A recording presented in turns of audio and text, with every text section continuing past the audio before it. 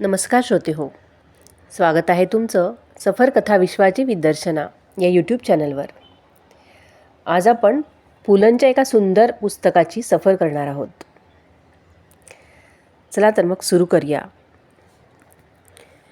मी बंगाली भाषा शिकणार असल्याची खबर मला बंगालीचे ओकिठो माहीत होण्यापूर्वी थेट नक्षलवाडीपर्यंत गेली असेल.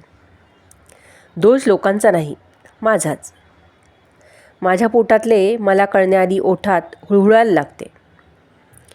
काही माणसे कशी बाजारातून साधी लसूण आणायला निघाली तरी आपल्या जाण्याचा हेतू क्रांतिकारकासारखा गुप्त ठेवतात. आम्ही लसूण आणण्याआधीच संध्याकाळी पिठलं भात असल्याचा बेत जाहीर करून मोकळे. काहीही चांगलं सुचलं की ते कोणाला तरी सांगून टाकायची मला घाई सुटते. बंगाली भाषा शिकण्याचंही हे असंच झालं. माझ्या या कल्पनेचं राजकीय परिभाषेत बोलायचं म्हणजे संमिश्र स्वागत झालं. या वयात करायचं काय बंगाली शिकून? येथपासून त्यासाठी बंगालपर्यंत कशाला जायला हवं आहे कडमडायला? येथपर्यंत नाना प्रतिक्रिया. पण भाषा पुस्तकातून शिकता येत नाही, त्याला काय करणार? पुस्तकात असतात ते भाषा नामक दुनियेच्या नकाशातली ठळक शहरे दाखवणारे ठिपके आणि नद्या पर्वतांसाठी काढलेल्या निळ्या काळ्या ओळी.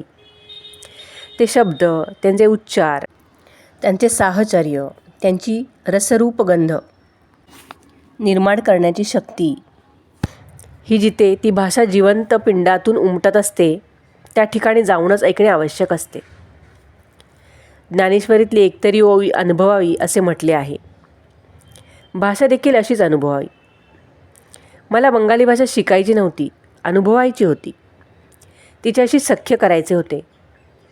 तिची नाना स्वरूपे भोगायची होती. बंगाली रसगुल्ल्यासारखी आणि हिलसा माशासारखी बंगाली भाषा मला खायची होती. ते मुंबईत राहून कसे जमणार? या सब गोलकारी शहराला स्वतःचा भाषापिंडच नाही. तसे आम्ही इंग्लिशसुद्धा बोलतो, पण ते काम चलाऊच. सतत इंग्रजीत व्यवहार करणारे बँकेतले कर्मचारीसुद्धा आकडेमोड करताना 5 ते 35 हातचे आले 3 असे पुटपुटत मराठीत हिशोब करतात आणि कागदावर आकडे मांडतात ते अरेबिक. खरी भाषा माणसाच्या रक्तातूनच उमटते. माणसाला कसली ओढ केव्हा अस्वस्थ करेल हे सांगणे अशक्य आहे. एकदा मला माझ्या मित्राचा फोन आला. त्याला वैशाख मास वासंतिक समय शोभला हे अण्णा किर्लोस्करांचे पद हवे होते. वास्तविक या मित्राने माझ्याकडे गाण्याची मागणी केल्यावर एखाद्या अब्दुल मियाने देवळातल्या भटजीबुवाकडे जानवे मागितले तर भटजीबुवांना कसे वाटेल तसेच मलाही वाटले. पण त्याच्यावर बाका प्रसंग आला होता. त्याच्या घरी एक तामिळ गृहस्थ आले होते. चांगले 60च्या घरातले. त्यांच्या बालपणी त्यांच्या शेजारी कोणी मराठी गृहस्थ राहत असत. त्यांची मुलगी हे गाणे म्हणायची. त्या तामिळ गृहस्थाला एकाएकी ह्या मराठी गाण्याची तहान लागली. त्याच्या शैशवाचे चित्र या गाण्यांचे सूर गुणगुणल्याखेरीज पुरे होईना. ते संपूर्ण गाणे ऐकल्यावर त्याचे मन शांत झाले. बंगाली भाषेच्या बाबतीत माझी अवस्था थोडीशी त्या तामिळ गृहस्थासारखीच होती. माझ्या आजोबांनी रवींद्रांच्या गीतांजलीचे मराठी भाषांतर केले त्यावेळी मी शाळकरी वयाचा होतो. घरात आजोबांच्यामुळे रवींद्रांचा प्रवेश झाला होता. शेकडो वर्षीपूर्वी खरे खोटे देव जाणे, पण आमचे पूर्वजही म्हणे बंगालात भुके कंगाल होऊन अन्नाच्या शोधात गोव्यापर्यंत आले होते.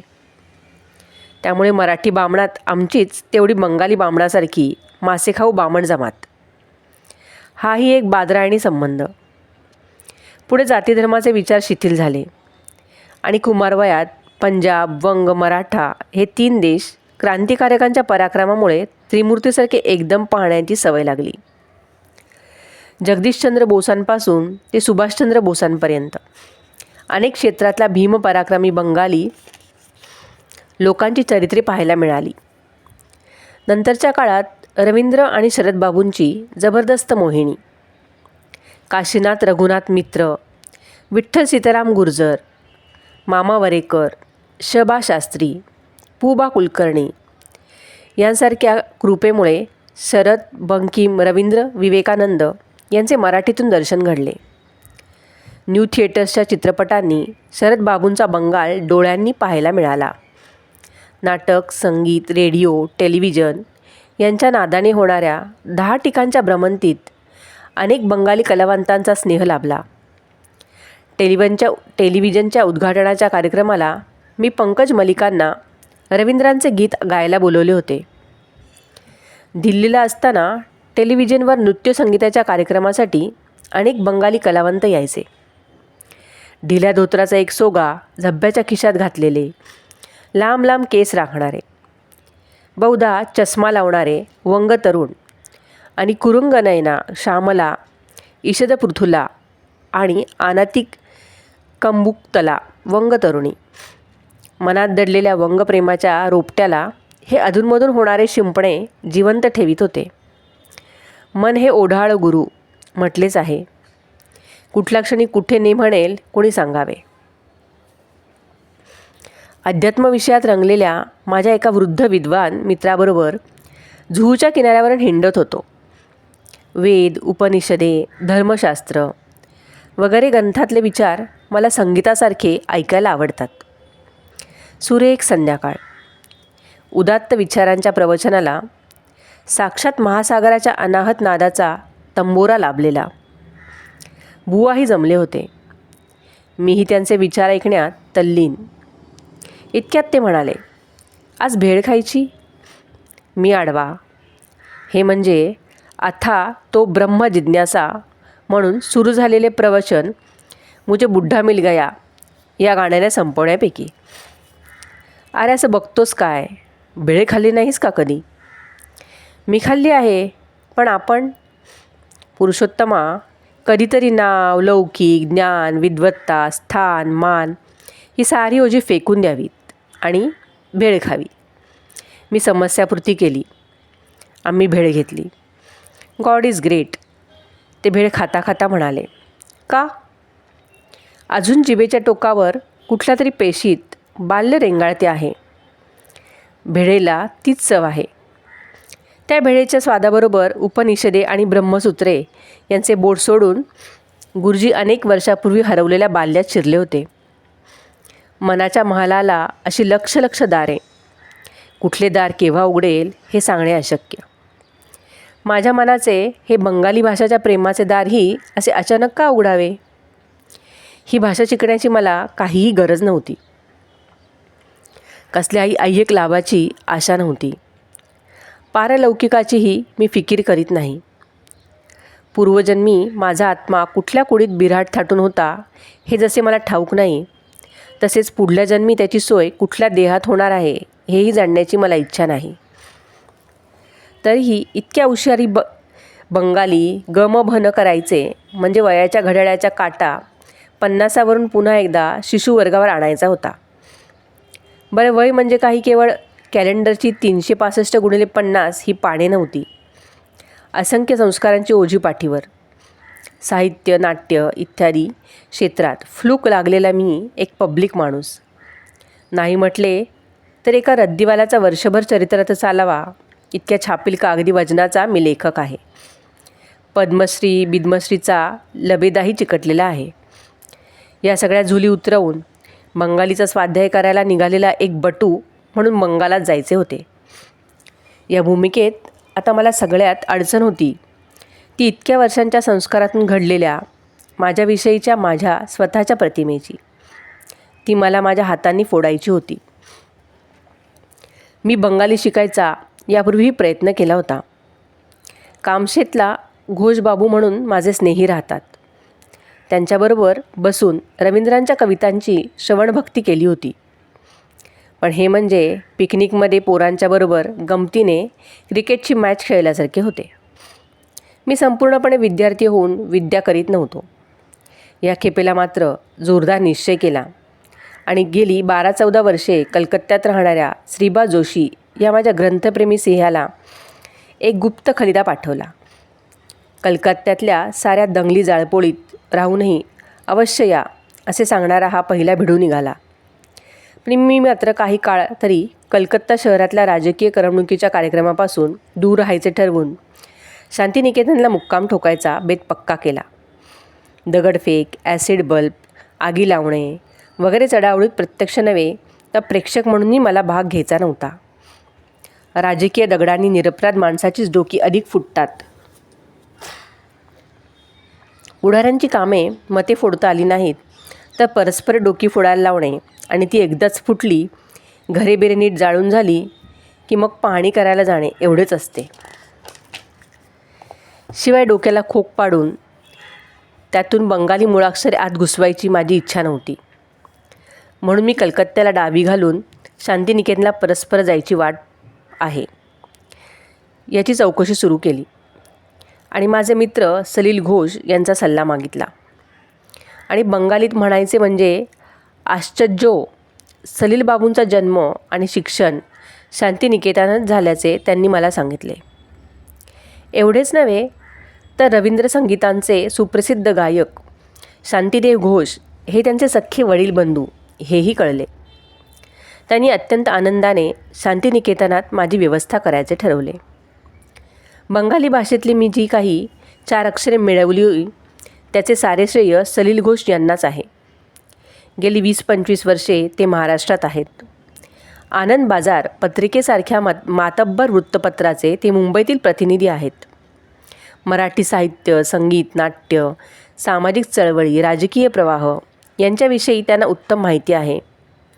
त्यांना माझा बेत सांगितल्यावर त्यांनी इतक्या उत्साहाने माझा बंगाली भाषा आणि संस्कृतीशी परिचय करून देण्याचे काम अंगावर घेतले की माझ्या बेतात यशत किंचितही फरक झाला असता तर पोत्यात मांजर घालून गावाबाहेर सोडावे तसे त्यांनी मला शांतिनिकेतनात नेऊन सोडले असते.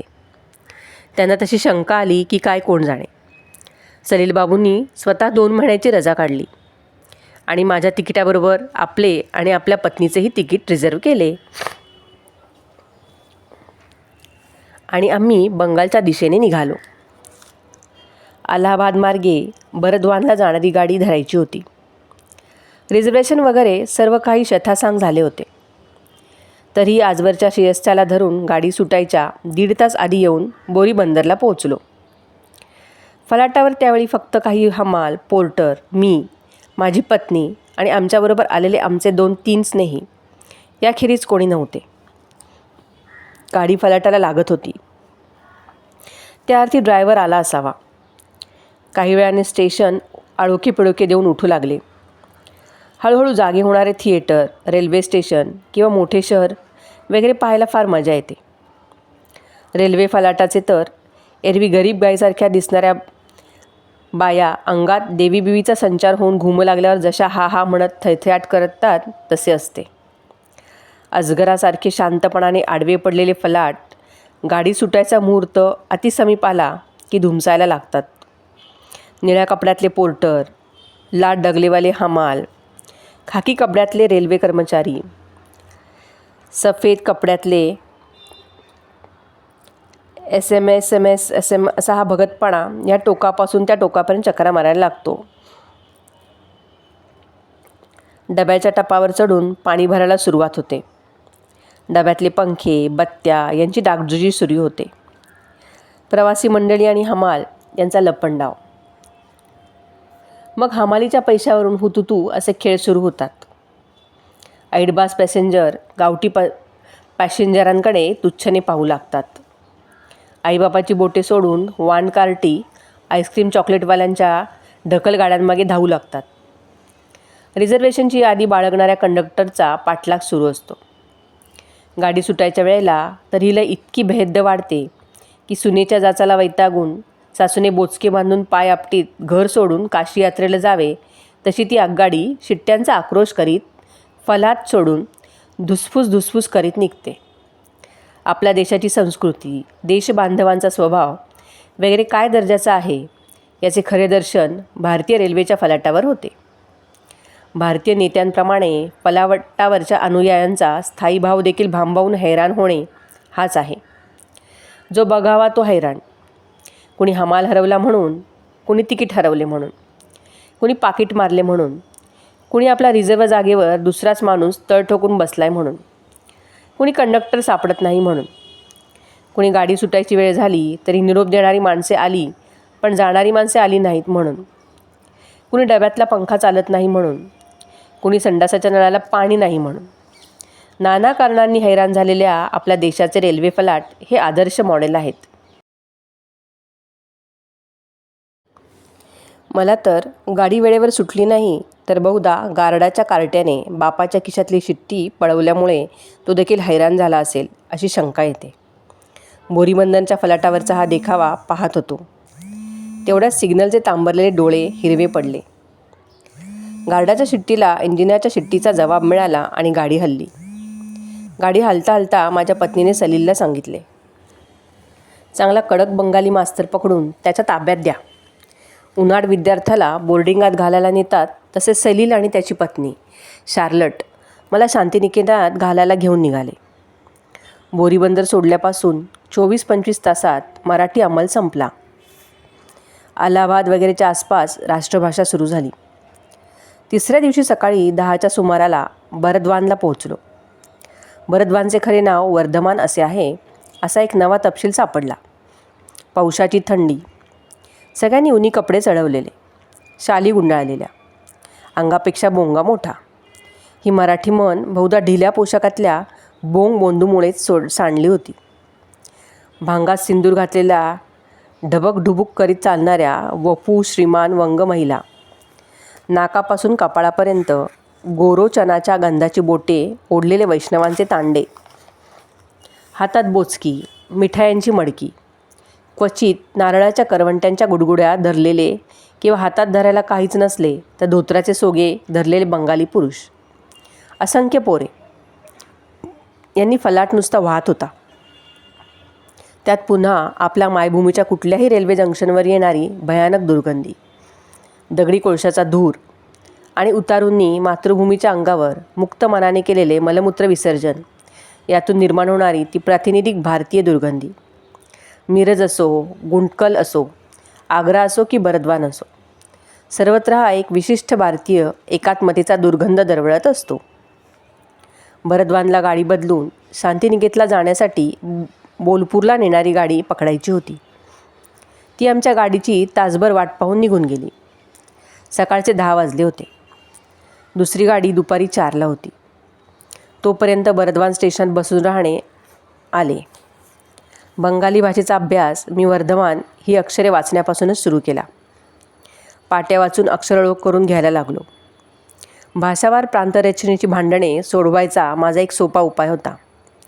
गावातल्या दुकानांचे बोर्ड ज्या भाषेत लिहिलेले असतात आणि देवळातली कीर्तने भजने ज्या भाषेत चालतात ती त्या गावची भाषा. पण भाषेची भांडणे सोडवायची नसून वाढवायची असतात हे राजकारणी ज्ञान नसल्यामुळे माझा सोपा उपाय अंमलात येणे कठीण आहे हे माझ्या ध्यानात फार उशिरा आले. वर्धमानात सगळीकडे बंगाली अक्षरात पाट्या होत्या. तसे बंगाली आणि देवनागरीत पुष्कळ साम्य आहे. पण बंगाली लिपी अधिक बेलबुट्टीदार, अक्षरांना कुरळे कुरळे वळण, काही अक्षरे अगदीच निराळी. बंगाली मात्रा अक्षराच्या डोक्यावर न बसता जरासे पोक आलेल्या कान्यासारखी अक्षराच्या आधी येते. जोडाक्षरांची ही भानगड जरा तेढी आहे. तात्पर्य पाट्या वाचता वाचता मामला जितका सीधा वाटला तितका नाही हे प्राथमिक ज्ञान झाले. त्या स्टेशनातल्या विश्रामगृहाच्या एका खोलीत सामान टाकले आणि नगर प्रदक्षिणेला निघालो. सलील घोषला चित्रविचित्र पोशाखाची थोडी हौस आहे. त्यात पुन्हा दाढी, डोक्यावरचे केस, वारेमाप जंगल, धोतर आणि बंगाली पैरणवाल्यांच्या घोळक्यात तो काही बंगाली दिसत नव्हता. आपण ज्याला बंगाली झब्बा म्हणतो त्याला बंगाली लोक पंजाबी म्हणतात. पंजाबी लोक बहुधा मराठी अंगरखा म्हणत असावेत. एका वर्तमानपत्रवाल्यापुढे सलील वर्तमानपत्रे घ्यायला थांबला. तिथे 2-4 लोक फुकट वर्तमानपत्रे वाचीत बसले होते. हा देखील अखिल भारतीय गुण आहे हे पाहून जरा बरे वाटले. त्यातल्या एका माणसाने सलीलकडे पाहून तुम्ही बंगाली की आणखी कुठले असा प्रश्न विचारला. सलील उत्तरादाखल त्यांच्याशी बंगालीत बोलला. लगेच तो माणूस म्हणाला, तुम्हाला कुठेतरी पाहिल्यासारखे वाटते. तुम्ही अंदमानात होता का हो? हा टोमणा सलीलच्या चित्रविचित्र वेशभूषेला आणि भरघोस केशसंभाराला उद्देशून होता. बंगाल्यांची विनोदबुद्धी इतकी कोकणी वळणाची असेल याची मला कल्पना नव्हती. आम्ही निमूटपणे शहर पाहायला निघालो. आजच्या भागात इथेच थांबूयात. आपले आवडते लेखक पु ल देशपांडे बंगालमध्ये काय काय गमती जमती करतात ते पाहूयात पुढील भागात. तोपर्यंत नमस्कार.